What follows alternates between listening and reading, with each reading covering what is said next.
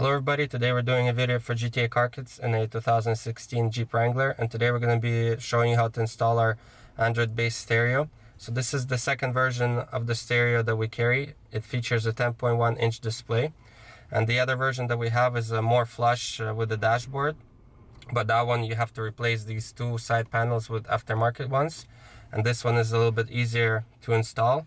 This radio will also support left-hand drive cars and right-hand drive Jeep Wranglers, but for right-hand drive Jeep Wranglers you just gotta know that these buttons are gonna be on the other side, but you can use steering wheel controls, for example, to adjust the volume. All the functionalities stay the same, like your radio, phone, Bluetooth you can use with this unit, but you can pair this unit to a personal hotspot or Wi-Fi network to use the PlayStore.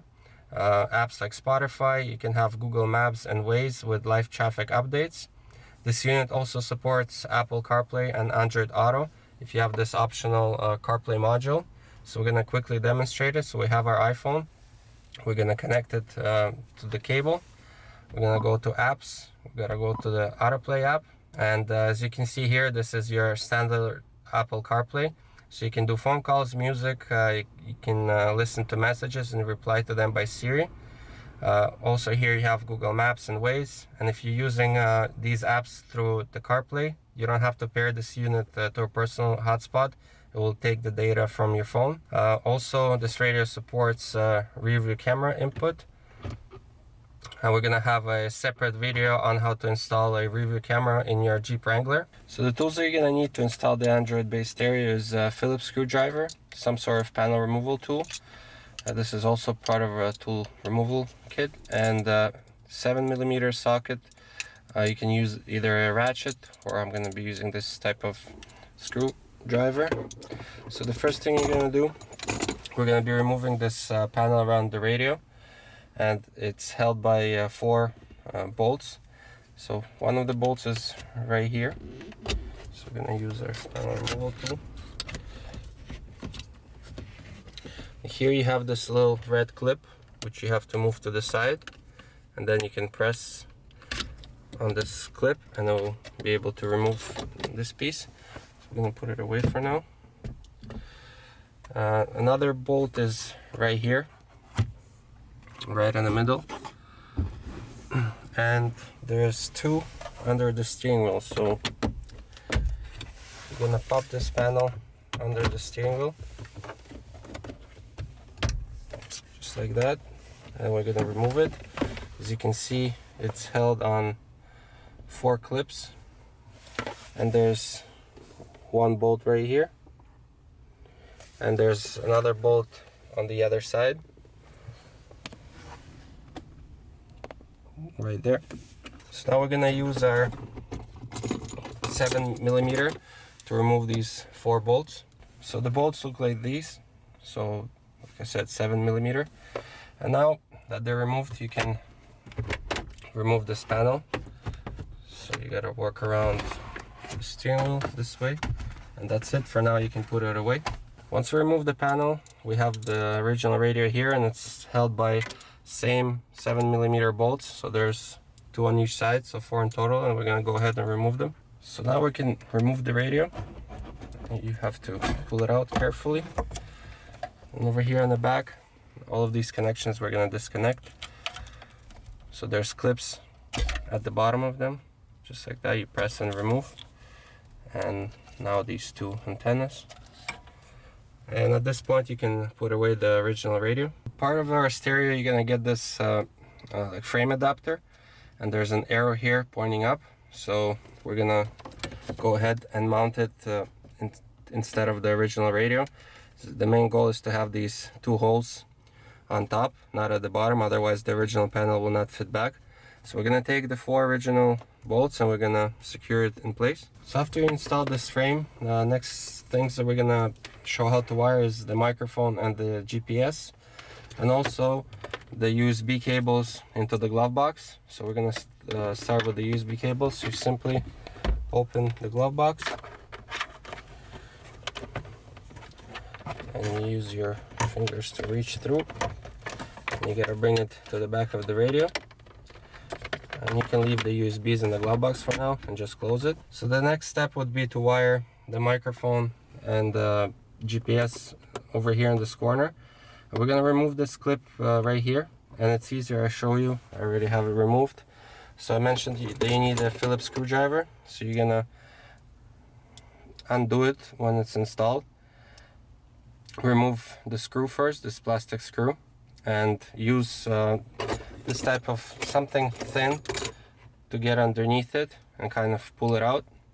And that's what I did. And when you're putting it back, first put this piece back, and then the screw will just go in like that. That will give you this room to move this panel in order for us to put the wire there. And we're going to be putting both the microphone and GPS right here into this area. So we're going to take our GPS and our microphone, and we're going to get them both underneath and kind of bring it up so they're between the two holes.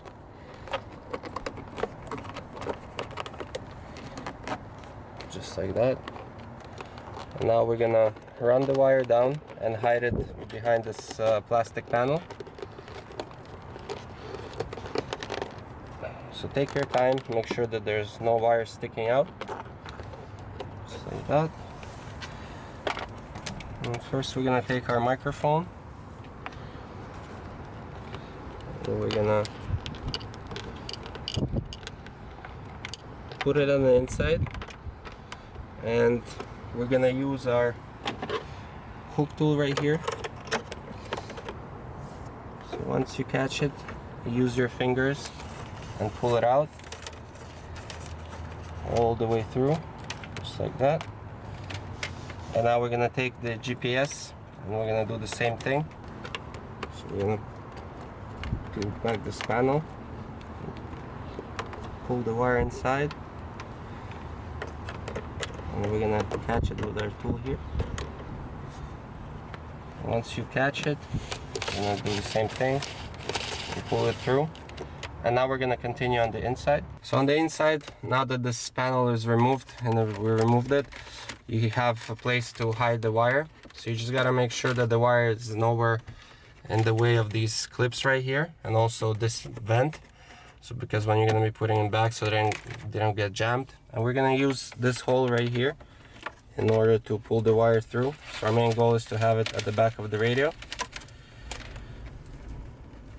Once you have it here, you can use the cable ties that came with these cables and make them shorter because there's a lot of extra length, and we're gonna have them at the back of the stereo. So also we're gonna have a separate video how to install your rear view camera, and this is one of the wires that are gonna come also from the glove box side, which you have to have before installing this original panel back.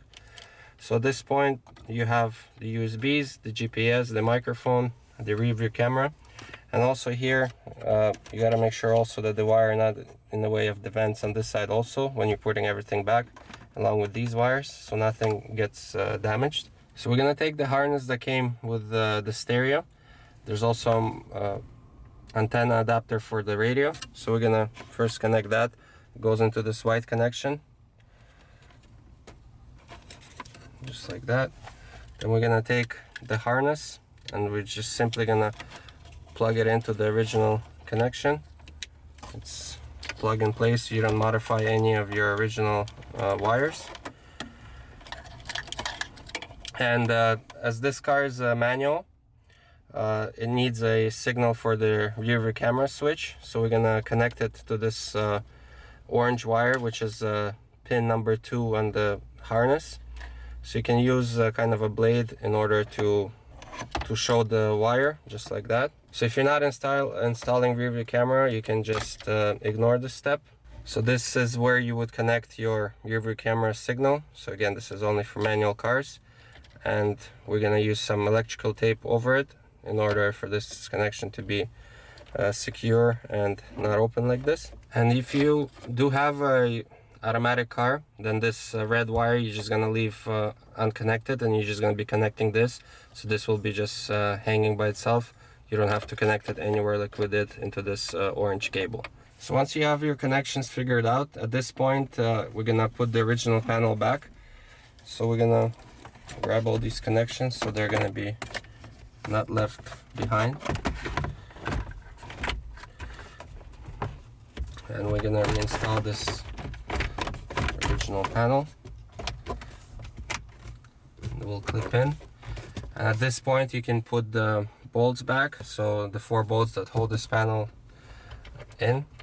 So once you put back the bolts, we're also gonna put this panel back. And now we're gonna take the Android stereo and we're gonna connect all these connections. So this is the back of our Android stereo. So you're also gonna have this Wi-Fi antenna, which you have to mount with on the side, which is closer to the passenger. There's this plug because we're installing rear view camera, which is also in a package, and you have to find the connection for a cam VIN. This is the one that we're going to be using. So this is where we plug in our rear view camera.